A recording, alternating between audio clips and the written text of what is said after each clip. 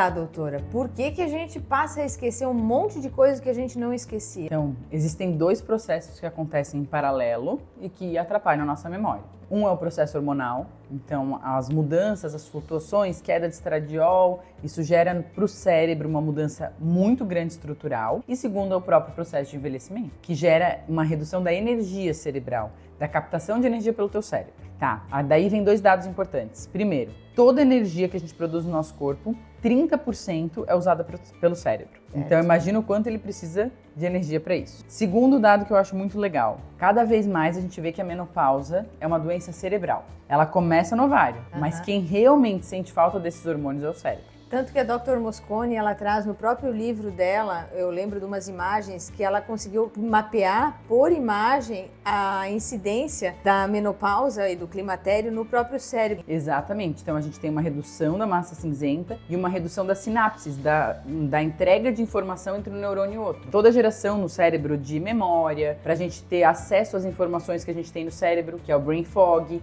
que é aquela coisa de esquecer a palavra na hora que vai falar. Esquecer onde guardou a chave. Esqueceu que foi fazer no cômodo, tipo, cheguei aqui, o que eu vim fazer aqui? Abri a porta da geladeira e não lembro o que eu vim buscar. Isso precisa que um neurônio converse com o outro. Então, quando esses neurônios eles têm dificuldade de conversar, a gente tem essa perda de memória. Isso acontece tanto por causa do hormônio como pela falta de energia. E como melhora isso? Primeira coisa, estilo de vida, né? Aquela coisa que a gente sempre conversa em consulta.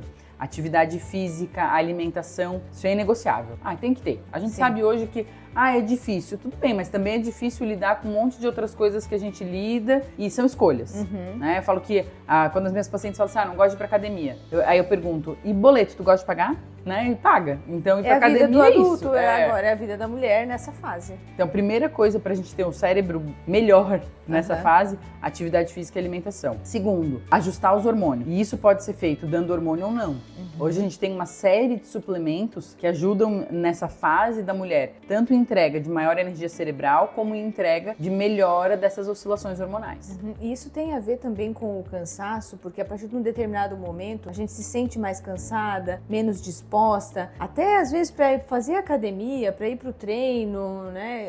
Essa disposição muda. Isso é exatamente pela diminuição da geração de energia. Tu imagina que se o cérebro, que consome 30% dessa energia, tem uma mudança tão grande, tu imagina o resto do corpo que não é prioridade. Então tu imagina que assim, se o músculo não é prioridade pro corpo, vai chegar menos energia nele. Então as coisas elas vão ficando mais lentas, as pessoas vão se sentindo indisposta, mais difícil fazer uma atividade que fazia 6 meses atrás. Então isso tem muito a ver com o processo que corre em paralelo, envelhecimento e menopausa. Ou seja, escolhas de vida, estilo de vida saudável, com exercício físico, com alimentação e com um bom acompanhamento médico são essenciais para essa fase. O músculo tem um impacto direto na geração de energia. Por isso que as mulheres que se preparam para esse processo, elas chegam muito melhores. Tu pega duas mulheres, 45 anos, uma que sempre treinou, tem uma memória muscular bacana, tem um bom cardiovascular, e uma mulher que nunca é sedentária, nunca fez nenhuma atividade física. Compara como é que as duas entram nesse processo. A mulher que sempre se cuidou, ela tem uma vantagem muito grande, né? A mulher que é sedentária, ela vai ter uma perda muito maior dos processos cognitivos, da geração de energia, do que a mulher que sempre treinou. Sabe o que você me fez lembrar? Eu tô lendo aquele livro do Peter Attia, Outlive, e ele fala sobre envelhecimento, né? Ele diz que a gente deveria começar a cuidar do nosso envelhecimento, da nossa longevidade com 20, 30 anos, e não quando a gente entra agora, né, na menopausa, no climatério. Como eu gostaria de ter sabido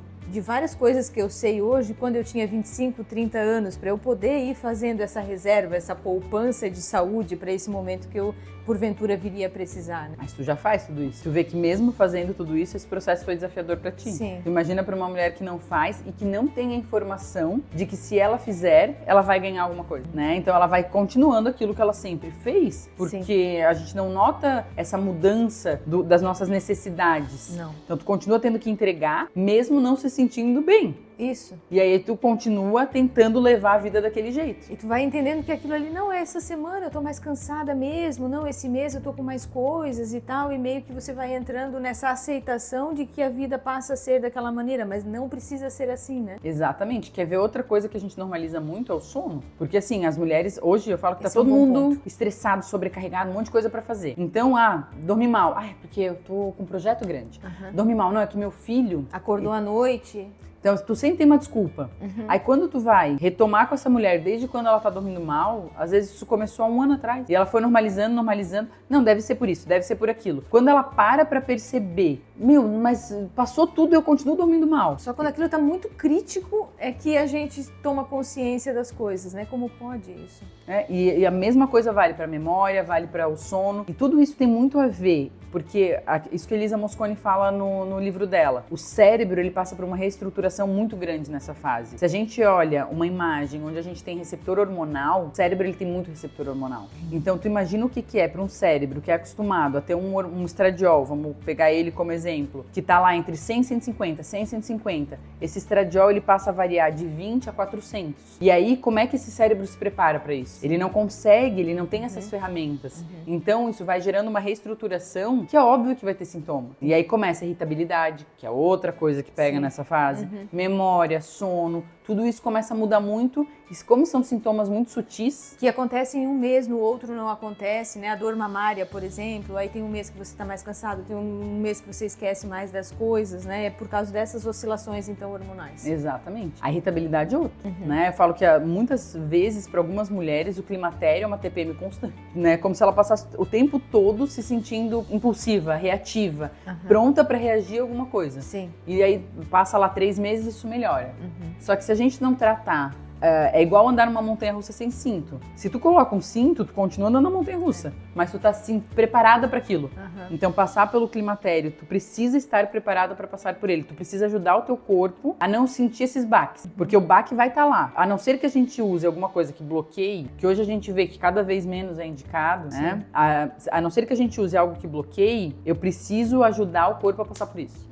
E isso mudou muito, assim, a minha percepção, e foi muito maravilhoso saber quando você me explicou que tinha meses que eu produzia muito, meses que eu produzia pouco, e essa oscilação é que fazia com que eu tivesse aqueles sintomas que, porventura, eu achava que eram coisas, obras do acaso, realmente, que estavam acontecendo. E eu queria entrar agora num tema, assim, o quanto foi importante também o letramento, ou eu conversar com as pessoas que convivem comigo, explicando isso. Tu podes falar um pouco sobre isso? Seria ideal que a gente aprendesse sobre menopausa, todos, como sociedade.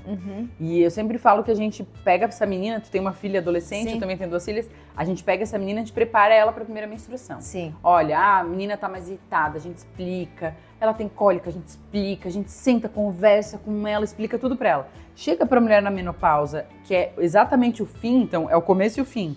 E essa mulher na menopausa, a gente presume Que ela sabe tudo. que ela vai ter que lidar com isso porque ela é uma adulta e paciência. E a gente não prepara ninguém. Então a mulher se vê despreparada no meio de um monte de gente que também não entende. Sim. Então conversar com o marido, perguntar essas percepções e talvez trazer ele na consulta. Teu marido veio na consulta. Isso. Trazer ele na consulta para que ele entenda o que está acontecendo com essa mulher. Ele pode não entender. Ele pode falar assim, continuo sem ter, mas ele vai ter mais empatia, Sim. ele vai ter mais cuidado, Isso. ele vai ter mais carinho, mais acolhimento. Para mim mudou muito porque como eu gosto de buscar informação, a informação me ajudou também a passar por esse processo, está me ajudando, porque eu tirava cópia do livro, mandava para ele, escutava um podcast, mandava para ele, né? Isso tudo também ajuda a gente a ter melhores relações nessa fase. Eu dei uma palestra para vários homens sobre menopausa e foi muito legal o retorno das mulheres desses homens. Porque daí logo depois eu fui num almoço que elas estavam e elas vieram para mim e falaram, nossa, o meu marido, ele tá tão mais compreensivo. Olha, Ele pode não chegar pra ela e falar assim, tá, eu entendo o que tu tá vivendo, porque pra eles é muito estranho. Até porque o homem, ele é assim, dia 1, dia 30 de testosterona, é uma reta. Ele não tem mudança, então eles não conseguem entender a nossa ciclicidade. Sim. Então eles ficam muito perdidos em lidar, por que numa semana ela tá de um jeito e na outra ela não tá? Mas elas falaram, olha, ele pelo menos, quando eu tô estressada, ele não tá mais me enfrentando, não tá mais falando, poxa. Ele chega pra mim e fala, ai, vamos tomar um chá? Olha a diferença desse... Sim, tu é como um mulher, acolhimento. né? E a gente como mulher, a gente sabe que a hora que tu não tá legal, alguém chega pra ti e falar, vamos tomar um chá e ficar quietinho? Pronto. É outra coisa que aquilo. chegar pra ti e falar assim, pô, Carla, de novo? Tu vais ter que estourar comigo de novo? Né? Sim. E às vezes a gente estoura e nem vê que estoura, né? E esse cuidado, esse carinho é tão simples, não é uma coisa difícil de fazer. Só que se eles não sabem, como é que eles vão mudar? Sim, a gente na verdade precisa ser protagonista também disso, né? Protagonista é dar a informação para nós e para quem convive com a gente, porque são os filhos, é o trabalho, a nossa equipe, com todo mundo com quem a gente se relaciona. E como é difícil porque essa informação, as pessoas não estão informadas. Então tu coloca uma mulher dessa no meio empresarial, cercada de homens, essa mulher, ela sofre muito? Muito. Ela está no momento, com os 40, 45 anos, no momento que ela está no auge da sua carreira, é onde ela mais está sendo cobrada, é onde ela mais precisa fazer entregas, e não só ela sendo cobrada, mas como nós também, né? Como mulheres, queremos entregar o nosso melhor.